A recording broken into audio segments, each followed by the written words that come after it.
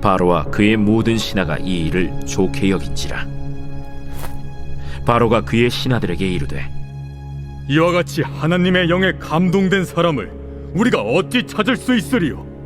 하나님이 이 모든 것을 내게 보이셨으니 너와 같이 명철하고 지혜 있는 자가 없도다. 너는 내 집을 다스리라. 내 백성이 다 내 명령에 복종하리니 내가 너보다 높은 것은 내 왕자뿐이니라. 내가 너를 애굽 온 땅의 총리가 되게 하노라.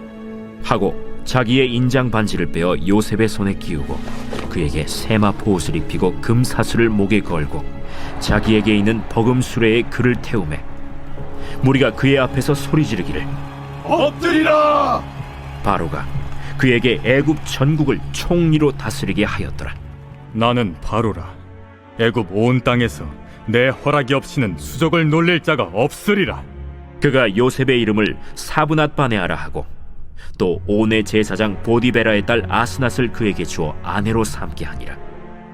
요셉이 나가 애굽 온 땅을 순찰하니라. Everyday is Sunday, 우리의 매일을 썬데이로 세팅하라. 할렐루야. 오늘도 말씀 앞으로 나오는 우리 모든 성도님들을 예수님의 이름으로 축복합니다. 우리 계속 이어서 요셉의 말씀을 나누고 있는데요. 오늘 본문은 요셉의 그 긴 인생의 통틀어서도 정말 지극히 큰 반전을 이루고 있는 그 장면이라고 할 수 있죠.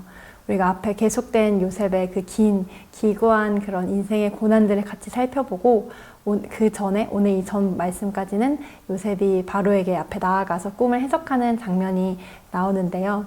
오늘 우리가 같이 읽은 37절부터 45절에서는 드디어 이제 바로가 요셉의 이야기를 다 듣고 그를 드디어 애굽의 총리로 세우는 이 극적인 장면을 우리가 함께 읽고 있습니다. 우리가 같이 읽은 그 서두의 38절에 바로는 이렇게 이야기를 하죠. 바로가 그의 신하들에게 이르되 이와 같이 하나님의 영에 감동된 사람을 우리가 어찌 찾을 수 있으리요. 여기서 하나님의 영이라고 되어 있는 이 원어는 우리에게 많이 이제 알려져 있는 그 루아흐라는 단어인데요. 이 루아흐는 영, 호흡, 생기 혹은 또 사람의 마음이나 의지 등의 정말 다양한 의미로 사용되고 있는 단어이죠. 근데 이곳에 앞에 하나님이라는 뜻을 가지고 있는 엘로힘이랑 같이 사용되고 있어서 여기서는 정확하게 엘로힘 루아흐, 바로 하나님의 영인 성령님을 선명하게 지칭하고 있습니다. 여기서 하나님의 영에 감동된 사람이라는 이 수식은 아무에게나 주어지지 않는데요.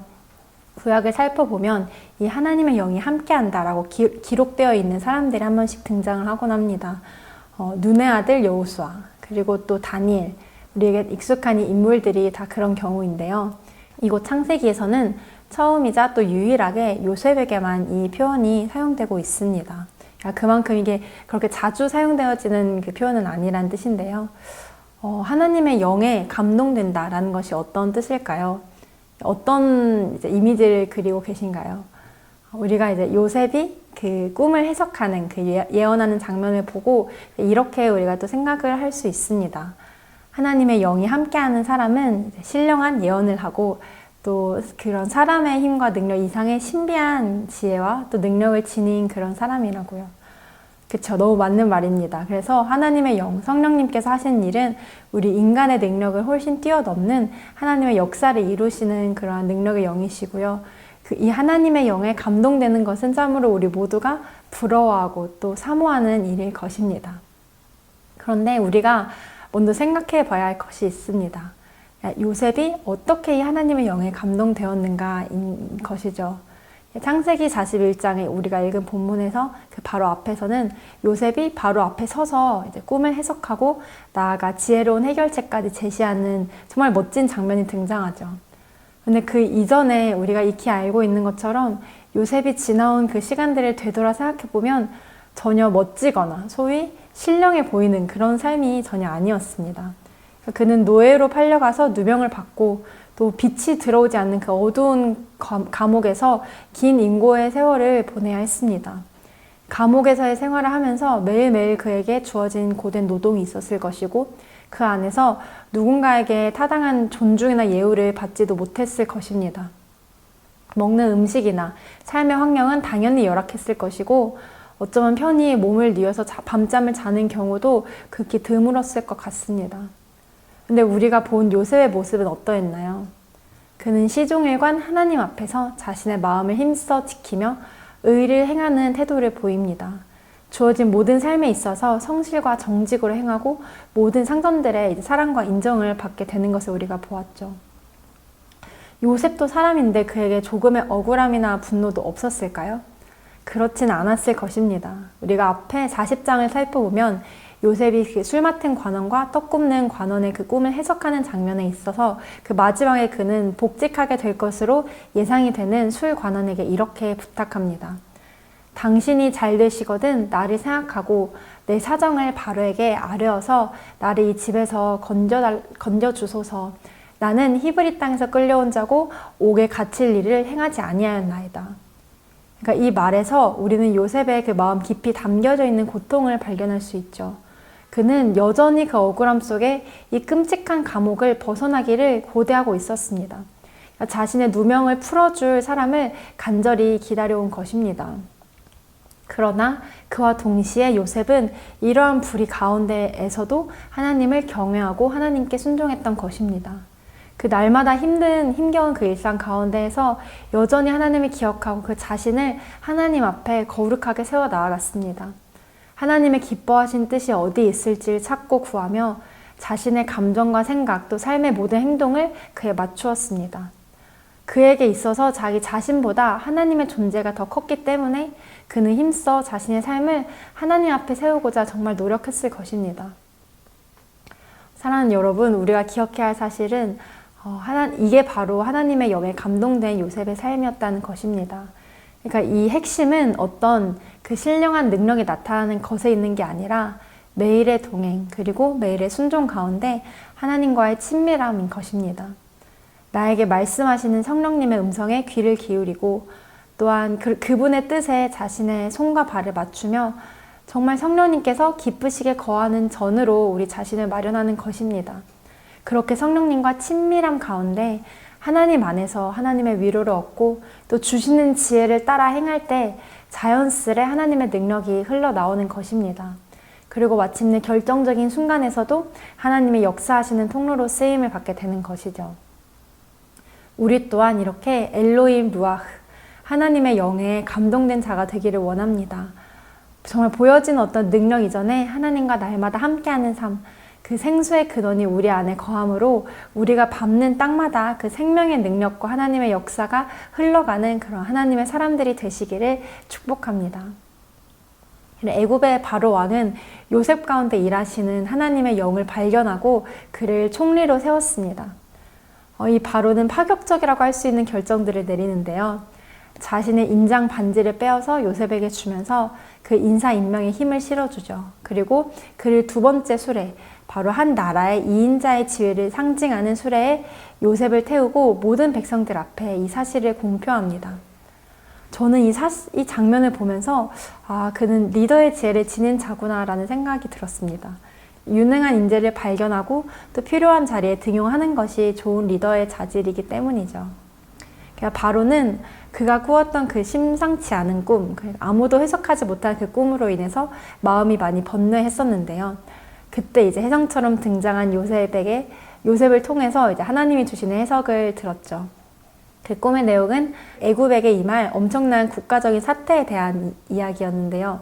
먼저는 7년의 풍년이 있고 이후에는 7년의 큰 기근이 찾아올 것이다 라는 예언이었죠.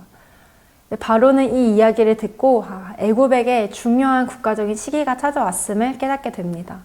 그리고 예언과 함께 또 이 상황에 대한 대안까지 내어놓은 요셉이 이때 애굽에게 있어서 가장 필요한 인재라는 것을 느꼈을 것입니다. 그래서 과감히 히브리인이자 감옥수였던 요셉을 그 거대한 이집트 제국의 총리로 세운 것입니다. 이렇게 정말 그 요셉이 총리로 세워지는 데 있어서는 그 바로의 지혜와 또 결단이 있었는데요. 한편 그 이면에는 보이지 않는 하나님의 도우심의 손도 함께했던 것입니다. 바로는 요셉에게 이렇게 말하죠. 너는 내 집을 다스리라. 내 백성이 다 내 명령에 복종하리니 내가 너보다 높은 것은 내 왕자뿐이니라. 근데 어디선가 좀 익숙한 말 같지 않습니까? 사실 저희가 조금 더 되돌아보면은 처음에 요셉이 갔던 보디발, 그 보디발의 집에서도 또 이후 감옥으로 갔을 때 그 감옥소에서도 동일한 그 말들을 들었습니다. 그러니까 이 우연의 일치가 아닌 것이죠. 그 요셉이 갔던 그 모든 사람들은 다 요셉의 그 탁월함과 성실함을 높이 사고 그에게 정말 그 모든 것을 다 맡기면서 한 가정의 2인자로 또 그 감옥소에서도 그 모든 맡긴 일을 더 이상 신경 쓰지 않을 정도로 그를 신임하고 또 그에게 일을 맡기는 모습들을 보았습니다. 이것은 이제 하나님의 영에 충만한 요셉의 탁월함이기도 했지만 한편 또 하나님께서 그 만나는 모든 이들의 마음을 열어주신 결과이기도 한 것입니다. 그리고 나아가 요셉이 애굽의 총리가 된 이 사건은 단지 개인의 인생을 넘어서서 이스라엘 민족을 향한 하나님의 거대한 구원 서사의 중요한 한 수였습니다. 하나님께서 이스라엘 민족을 이집트로 인도하시고 또 애굽의 문명을 활용해서 이들을 큰 민족을 이루게 하시죠.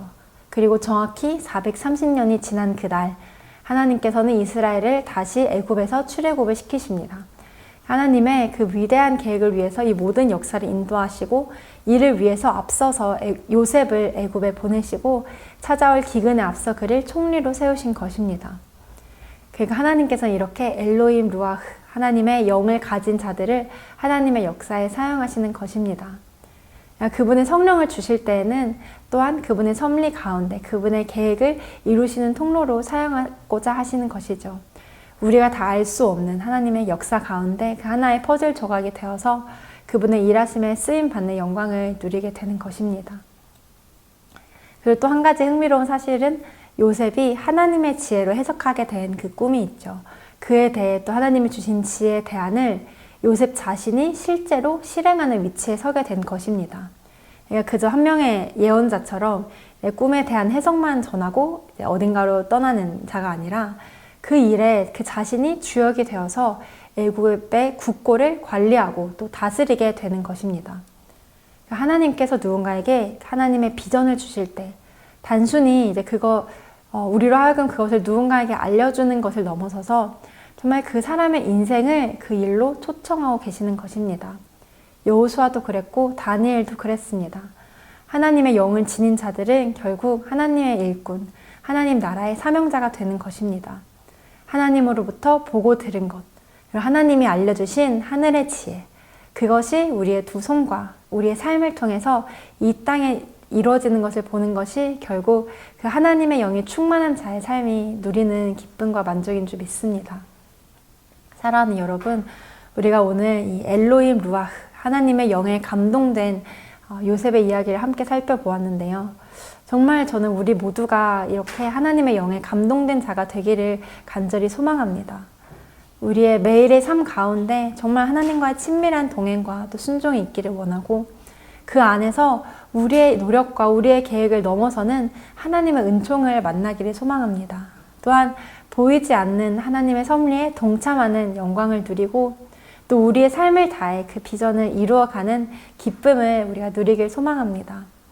오늘 우리의 각자의 삶의 자리에서 정말 하나님께 어떠한 동행과 순종을 드릴 수 있을지, 또 오늘 하나님께서 우리에게 주시는 하나님의 꿈과 비전과 또 주시는 지혜가 무엇인지, 그것이 우리 하나님께서 우리를 사용하시는, 또 우리를 통해 하나님의 일을 이루어 가시는 도구가 되기를 우리가 소망하며 기대하며 날마다 주님과 친밀히 동행하기를 축복하고 또 함께 기도하기 원합니다. 우리 말씀을 기억하며 같이 기도하겠습니다. 사랑하는 주님, 엘로힘 루아흐, 이 하나님의 영에 충만했던 요셉의 삶을 기억합니다. 그의 많은 인생의 억울함 가운데에서도 또한 그가 다 알지 못했지만 하나님께서 친히 열어주신 그 새로운 인생의 단계에서도 어떤 순간마다 하나님께 늘 경외함으로 또 순종함으로 동행함으로 나아갔던 요셉을 기억하며 우리 또한 우리의 모든 인생의 계절마다 그렇게 주님과 동행하기를 소망합니다.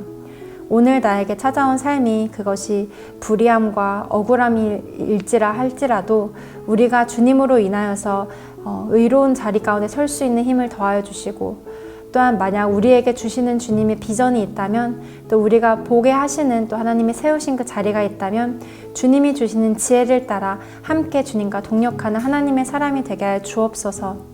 오늘 우리 사랑하는 한 분 한 분의 성도인들의 삶을 그렇게 하나님의 영으로 충만케 하시고 하나님의 나라에 온전히 동참하고 나아가는 그 기쁨이 우리의 삶의 기쁨, 또 우리 인생의 기쁨이 되게 하여 주시옵소서. 오늘도 사랑하는 주님 손에 우리 모든 성도님들의 삶을 의탁드리며 감사드리며 예수님의 이름으로 기도드립니다.